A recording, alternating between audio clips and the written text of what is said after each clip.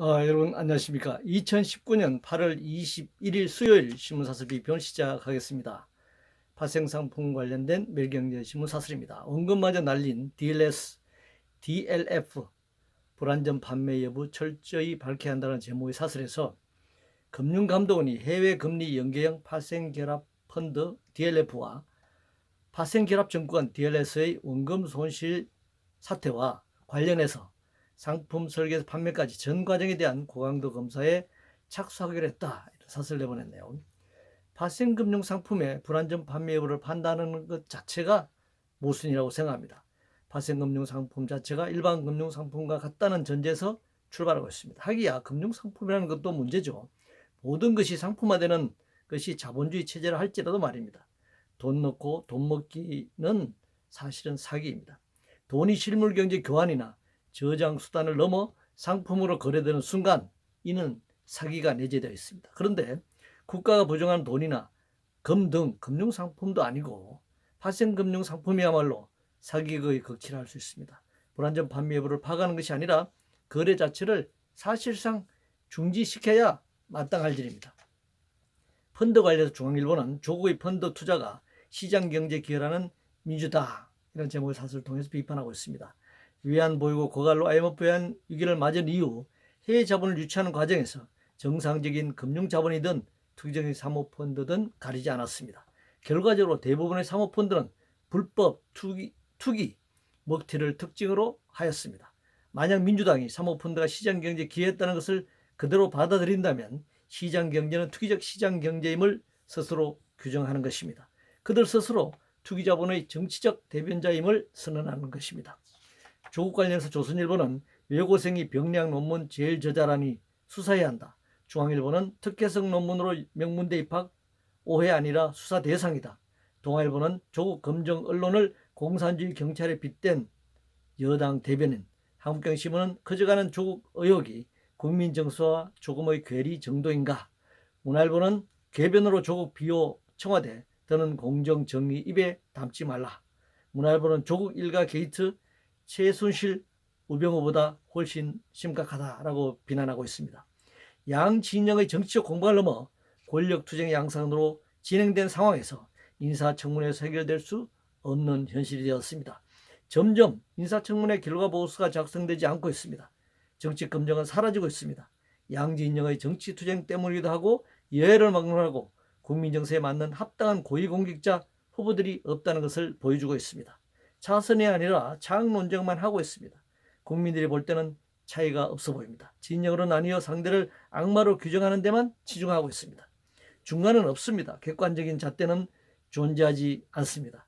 그나마 있던 부르주아 법치주의도 무너지고 있습니다. 한일 관계 관련해서 동아일보는 한국과 초계기 갈등 키우던 일본 정부, 중국 표적 훈련에 쉬쉬했다니 라면서 일본을 비판하고 있네요. 일본은 미일 군사동맹에 입각해 중국을 가상적구로 간주하고 대응하지만 중국의 현실적인 힘을 인식해 적절하게 대응하고 있습니다. 그러나 한국에 대해서는 자신들보다 한 수 아래로 취급하려 합니다. 그것은 일본의 태도이기도 하지만 미국이 한미동맹을 일미동맹의 하위 개념으로 두고 있는 그런 탓이기도 합니다. 일본 경제보복 관련해서 문화일보는 청년층의 일기업 취업길도 봉쇄 이러고도 정부인가 라는 제목의 사설에서 고용노동부 2019 하반기 해외 취업 전략 설명에서 일본을 대상 국가에서 빼기로 했다라고 하는 부분을 비판하고 있습니다. 일본의 경제보복에 따른 현상입니다. 한국인의 일본 관광객 수가 급격히 줄어들거나 한일 지자체 사이 교류 중단은 물론이고 중앙정부 차원에서도 교류가 악화되고 있는 사정을 반영하고 있습니다. 단순히 일자리 문제만으로 볼 수 없는 양국 관계의 악화라고 할 수 있습니다. 외제 자동차 관련해서 동아일보는 폭스바겐, 포르쉐 등 배출가스 불법 조작, 한국 소비자 우롱하나라는 제목의 사설에서 수입 경유 차량의 상습적 배출가스 조작에 대해서 지적하고 있습니다. 규제가 제대로 되지 않았다는 것을 반영하고 있습니다. 국내 시장에서 터무니없이 비싼 가격으로 외제차가 팔리고 있다는 증거이기도 합니다. 규제를 더욱 강화해야 합니다.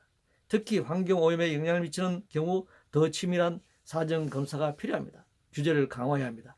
탈원전 관련해서 조선일보는 4대강 보호 철거 더 검토 탈원전도 그렇게 하라 라는 제목의 사설에서 조명래 환경부 장관의 이 4대강 보호 철거와 관련된 더 검토 내용을 싣고 있습니다. 4대강 보철거 문제를 더 검토한다는 것은 문재인 정부 공약의 후퇴입니다. 탈원전 공약은 내용적으로 완전 백지화 되었는데도 불구하고 정부나 이를 비판하는 수구보수 잡은 언론이 마치 문재인 정부가 탈원전 정책을 펴고 있는 것처럼 국민들을 기만하고 있습니다. 폐쇄하는 고리 1호기, 월성 1호기 발전 용량보다 신규로 건설하거나 가동되는 발전소의 용량이 훨씬 더 크다는 사실을 감추고 있습니다. 따라서 탈원전은 거짓입니다. 존재하지 않는 탈원전을 두고 지속적으로 이를 공격하는 것은 문재인 정부가 탈원전 정책을 펴지 못하도록 하는 핵마피아들의 선제 공격이라고 할 수 있습니다. 공격이 최선의 방어라는 전략을 펼치고 있는 셈이죠. 기업인 관련해서 조선일보는 미 대사의 비자 걱정, 한일 중재 호소한 기업인들이라는 제목의 사설에서 전과자가 되고 있는 기업인들, 오늘날 기업인들을 위해서 정부가 규제를 완화해야 한다 이렇게 주장하고 있습니다. 범법 행위를 했으니 전과자가 된 것이지 정부가 일부러 전과자를 만든 것은 아닐 것입니다. 문제는 엄청난 범죄 행위를 한 재벌 총수 등 기업인들에게 솜방망이 처벌을 한다는 점입니다. 미국 비자 문제나 일본의 경제보복에 따른 어려움은 그것대로 대응할 일이지 기성전 규제 완화 주장을 되풀이하고 있는 것이 문제입니다. 범죄자들이 처벌은커녕 부를 세습하고 있는 것이 현실이죠. 기술개발 관련해서 한국경제신문은 돈 아닌 규제를 풀어야 소재, 부품, 장비 산업 클 수 있다라는 제목의 사설에서 기술개발 성공해도 시장의 치열한 검증을 통과해야 한다. 규제, 세제, 패키지 개혁으로 축적의 길 열어줘야 한다 이렇게 주장하고 있습니다. 기술은 학문적 기초, 정부의 기술정책, 기업의 연구개발 투자, 경영혁신, 노동자의 창의성, 생산 시스템의 변화, 수출과 내수시장 환경 등 매우 복잡하게 관련지어 생각해야 합니다. 규제만 풀면 기술이 개발된다, 기술이 혁신된다라고 하는 것은 터무니없는 주장입니다. 사회적 기업 관련해서 한국경제신문은 사회적 기업 활성화 대책, 부실비리 기업 양산해서는 안 된다라는 제목의 사설에서 사회적 기업 육성법 개정안을 심히 의결한 점을 지적하고 있습니다. 자본주의 사회 모든 기업은 사회적입니다. 사회적 생산을 하기 때문입니다. 그런데 일반적인 기업과 사회적 기업을 다르게 표현하고 구분하는 것은 자본의 이윤을 극대화하기 위해 노동자를 착취하거나 환경 파괴 등 사회적 손실을 증가하지 않는, 말하자면 착한 기업을 의미하는 것이죠. 그러나 기업이 경쟁에서 살아남아야 하는 자본주의 환경에서 그런 사회적 기업, 착한 기업이 생존하기란 쉽지 않을 것입니다. 성장 관련해서 매일경제신문은 혁신 성장은 구업뿐이라는 경영학계의 고언을 소개하고 있습니다. 저성장 시대에 성장 구호를 내거니까 당장 괴리가 크다. 진정 혁신 성장을 위해서는 혁신이 무엇인지, 혁신을 위해서 소유 경영 기술 투자, 노사관계 등을 어떻게 구축해야 할 것인지 등을 종합적으로 분석해야 합니다. 규제만 완화하면 혁신 성장할 수 있다는 기업이나 슬로건을 내걸면 그만인 정부, 양쪽 다 지금 문제라고 할 수 있습니다. 화물 노동자 관련해서 매일경제신문은 세력 다툼하느라 물류마저 멈춰선 양대노총을 비판하고 있습니다. 겉으로 드러난 양대노총 소속 화물 노동자 갈등만 악의적으로 부각시키고 있는 사설입니다. 본질은 화물 노동자들의 생존권 문제입니다. 자본주의는 생산에서 소비 사이에 유통이 존재합니다. 유통을 원활히 하는 여러 수단이 있는데 화물차를 운전하는 화물 노동자들이 바로 그들입니다. 운전이라는 자신의 노동으로 임금을 받고 살아가야 할 노동자들이 자영업자인 차주 겸 운전 노동자로 내몰려 경영과 노동의 어려움이라는 이중고를 겪고 있습니다. 정부나 자본은 이들을 추가 착취하고 있는 셈입니다. 이상으로 2019년 8월 21일 수요일 신문사설 비평을 모두 마치겠습니다.